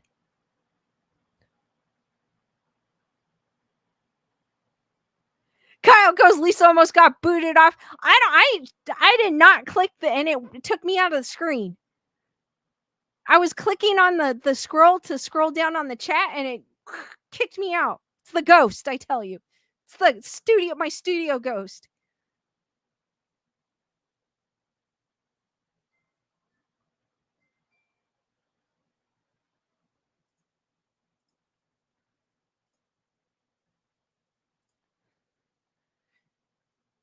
Shealy himself, though, doesn't quite fit the bill of your usual conspiracy theorist. He openly jokes about some of the people who come to see him and the things they believe, like the belief that only those who have been abducted by aliens can see Sasquatch. Nevertheless, Shealy does seem to be at the center of the whole skunk ape story. Several ape hunters have cited him as a direct influence, and while some Native American tribes have claimed that the skunk ape is part of an older tradition, their stories are quite a bit different from the modern stories of big, smelly apes terrorizing people's backyards. So, why is Shealy so obsessed with the Florida skunk ape? We may never know for sure, but perhaps he genuinely and truly believes that these creatures are real, or perhaps, as many of the people who interviewed him have very strongly implied, he's just out to sell a few trinkets at his gift shop. More than a few things Shealy has said seem to support the idea that he's just having a laugh. When Atlas Obscura asked why he spent so much time looking for skunk apes, Shealy told them, there's not much to do around here. It's just something that's interesting. It never gets boring. I've fished and hunted all my life. I've fished and hunted out. But in the end, it's a matter of faith. Is the whole thing a mass delusion spurred out by one man out of for a laugh, or are they really are 6.5 foot tall apes wandering through Florida, just waiting to be discovered? Guys, what do you think of the skunk ape? Is the skunk ape the East Coast version of Bigfoot? Kyle goes, Sasquatch is a Canadian citizen.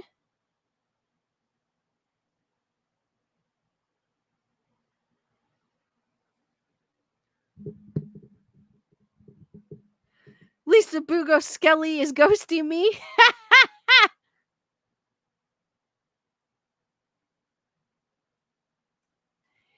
He's there, guys.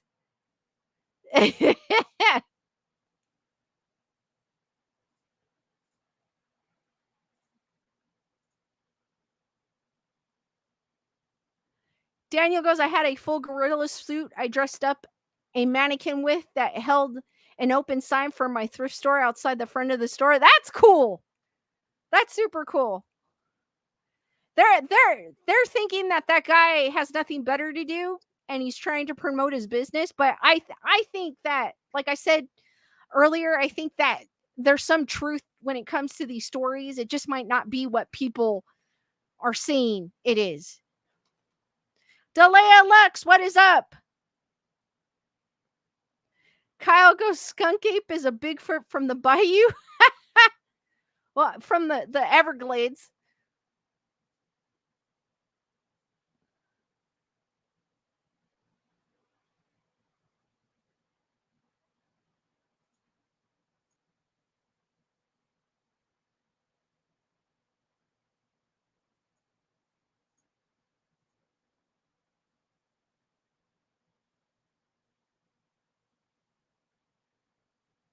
And Daniel goes, of course I live in Bigfoot country. That makes it even cooler, Daniel.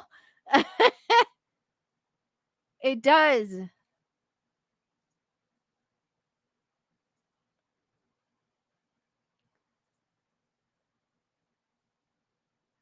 All right, guys, I am going to open it up for questions. I usually do it the last 30, 20 minutes or so of the stream. If you guys have any questions, feel free to ask. Could be paranormal related, could be about the topics we talked about, could be something random. I don't mind. Could be about music. Sometimes we go off a rabbit hole and talk about music.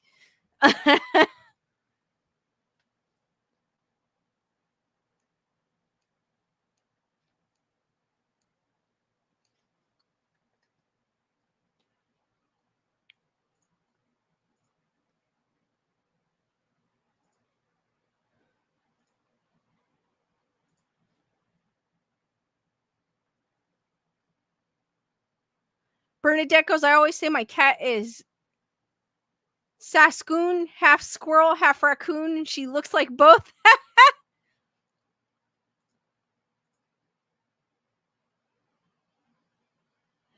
Matthew goes, skunk ape is a retiree in Florida who found the fountain of youth.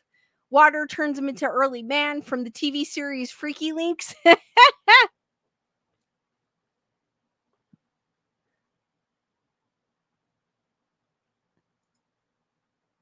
Daniel uploaded a lot of music on SoundCloud. You can find some cool artists mixes on SoundCloud. If you guys ever want to check out for some new music, check out SoundCloud. I know a lot of some of my favorite DJs, they upload their music onto SoundCloud. And it's free. It's a free option for y'all.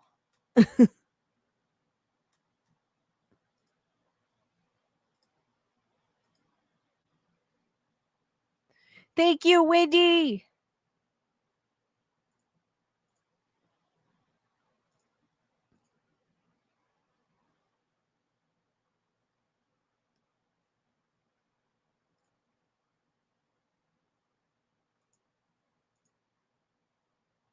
I know Bernadette saw Beetlejuice, but have any of you seen anything interesting?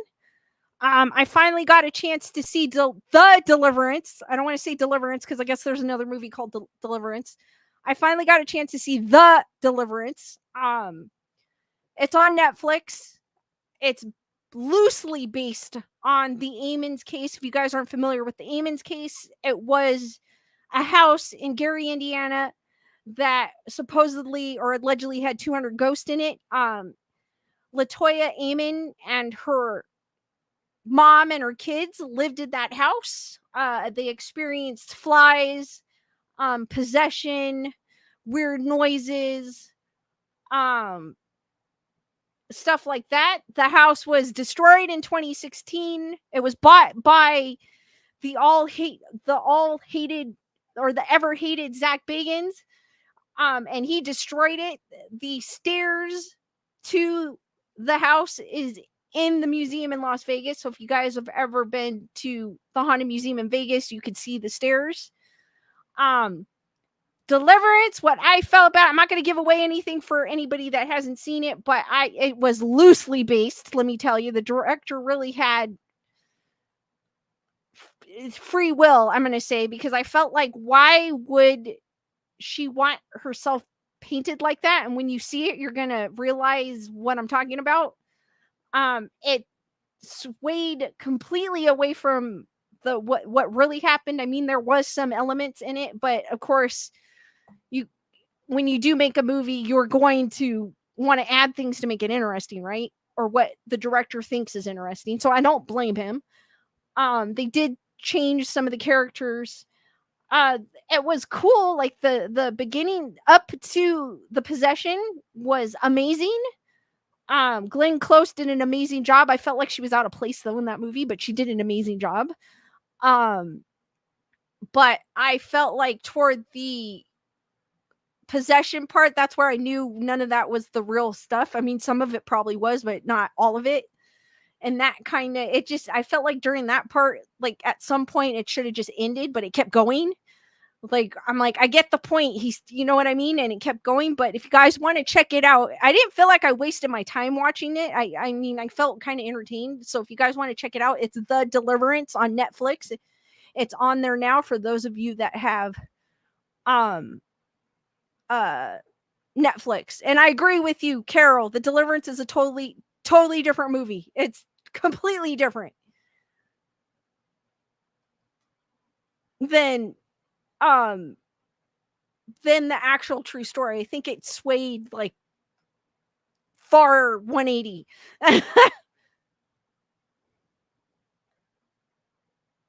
Daniel, go for it. Bernadette goes, if you could mix two animals together, what would they be and why? A wolf and a fox.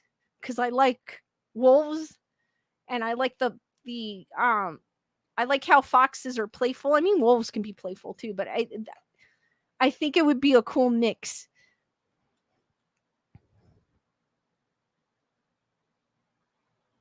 Carol goes, the way they ended Deliverance was creepy. Tyrana goes, I watched it ends with us on Tuesday and watched Knocked at the Cabin Door tonight. Pretty good movies. I think, Knock at the Cabin Door, that's the M. Night Shyamalan movie, correct, Tyrana? I did see that one. I like that one too. Dusty, what's up? And I'm hearing that there's a movie called Deliverance with a fishing boat that I have to check out because that sounds way better than The Deliverance on Netflix. I'm sorry.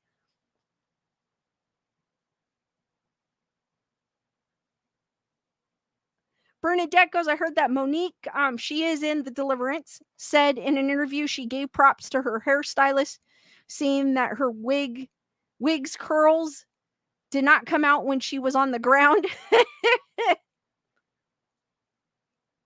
I also saw, I think I mentioned it on my previous stream. I did see The Watchers, I believe is what it's called. It's a movie by M. Night Shyamalan's daughter.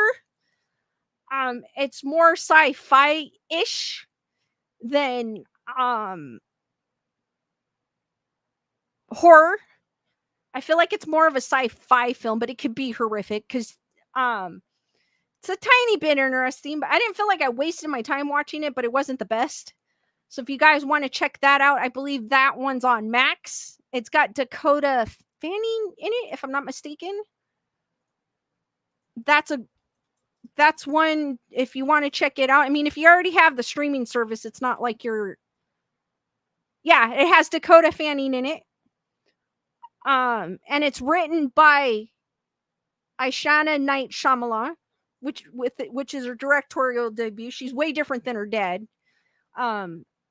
But I feel like it's more sci-fi-ish. Could be a little horrific in it, but it was all right. Kyle goes, does she know how to write a twist? No, she is nothing like her dad. And I don't think she wants to be like her dad. So good for her. And again, that's on Max if you guys have Max. Daniel goes, the first movie I spit on your grave was better than the second. I like that movie. I came across that by accident and I was like, the whole time.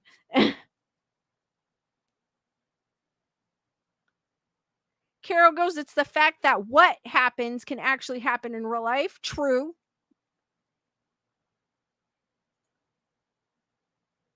So those are a few movies, the two movies I watched this week. And then of course the usual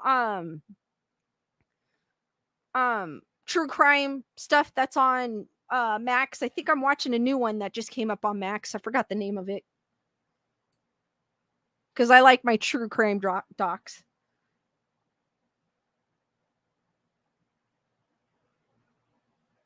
Give me a second, guys. Let me see if I could get the name for him. Born Evil is what I'm watching. And then I also watched that neighbor on Netflix. There's another one, The Worst Roommate or something like that, I think it's called. That was pretty good. I finished that one. That's cool if you guys are looking for a true crime doc to watch and you like documentaries. Worst Ex Ever was a pretty good series. It's only 4 episodes. It's short, but it's pretty it's pretty good. It's like a crime of passion. I don't know why I tend to watch those crime of passion type true crime. Don't ask me why, but Daniel Miles goes, Ryan Reynolds Free Guy is a good one. Or Fall Guy, I think it's called. It's Fall Guy, Daniels, I think.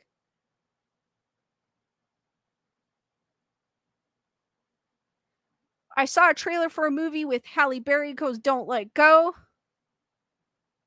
Julissa saw Twisters. It was so good.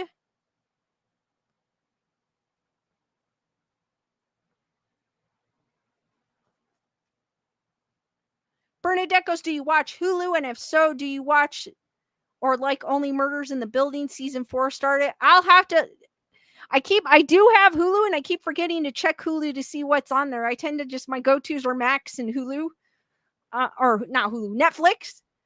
And I forget to check Hulu because Hulu does have some great, I will have to check that out. I do know there is a, it's not out yet, but there's a program that's coming out. It's on Hulu where it has true crime and paranormal, and it's called Out There Crimes of the Paranormal. I believe it's a docu-series, and it's going to be released on September 24th on Hulu. So they have that too. Jennifer Marie saw Trapped, and it was okay. I'm waiting for Trapped to come on streaming, and then I'll check it out. Daniel goes, Free Guy. He's trapped as an NPC in a computer or a simulation of some sort? Huh.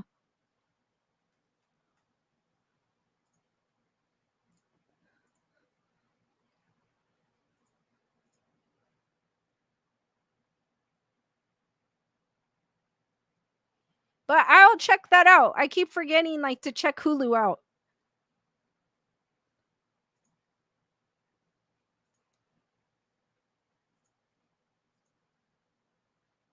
And then there's also some movies releasing in September.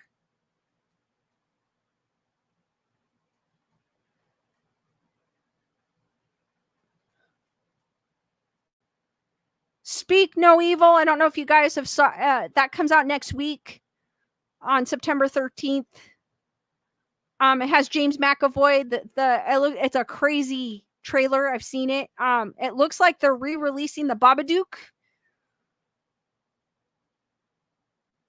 on September 19th. When the Babadook first came out, I wanted the book, and they actually sold the book, and I never got it because I didn't have the money for it at the time. And I'm like, because the Babadook, if you guys are familiar, that's what the Babadook is. It's like a story, and they start telling the story, and it kind of comes to life type of thing. I wanted that book so bad.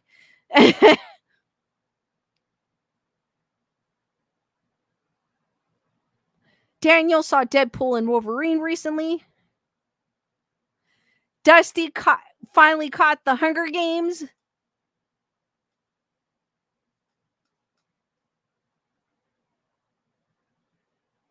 Chris goes, I don't watch near enough movies to warrant all the streaming services I have. You know what? I could say the same thing.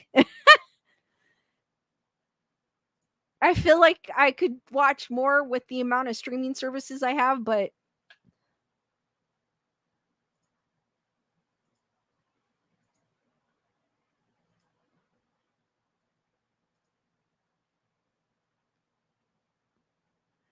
all right, guys, real quick before I forget, Skeleduck, if you hold on, Skeleduck is right where my finger is. You could see the top of his head right there. Before I forget, because I know I'm going to forget. So it's right where my finger is. That is the top of his head. He is behind a mini mag for Insomniac. For the what the heck is that? Countdown Music Festival. So he's right there.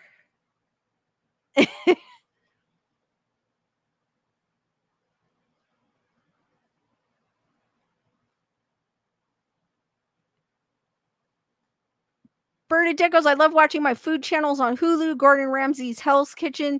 I used to, I was, I forgot where I was and it was playing. They would play it in the break room and I would catch it and I would watch it.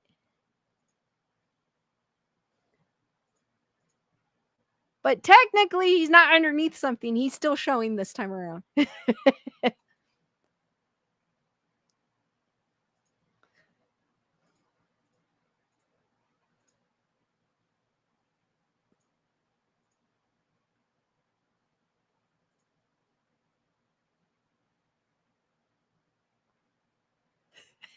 Bernadette goes, I can't see the pinche duck punk.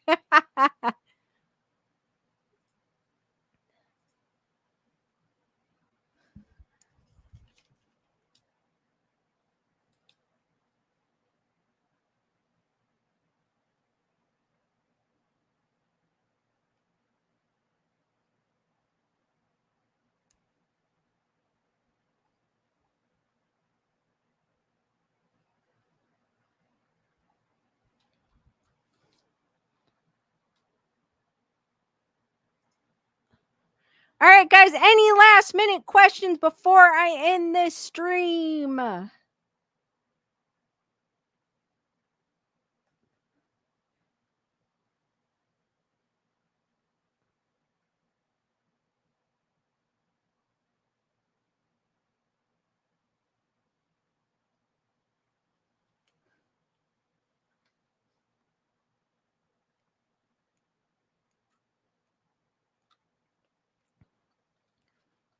Jalissa is asking any plans for the weekend. I was like, no, not really. I'm gonna try to stay cool.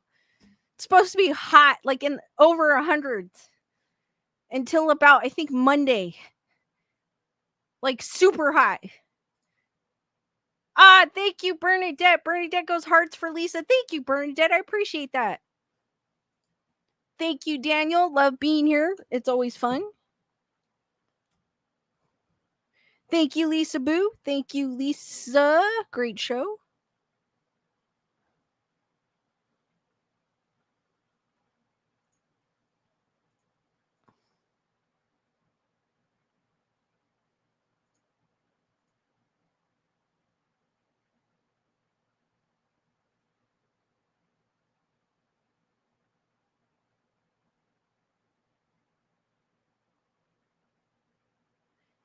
Thank you, Julissa. I'm glad I made it tonight.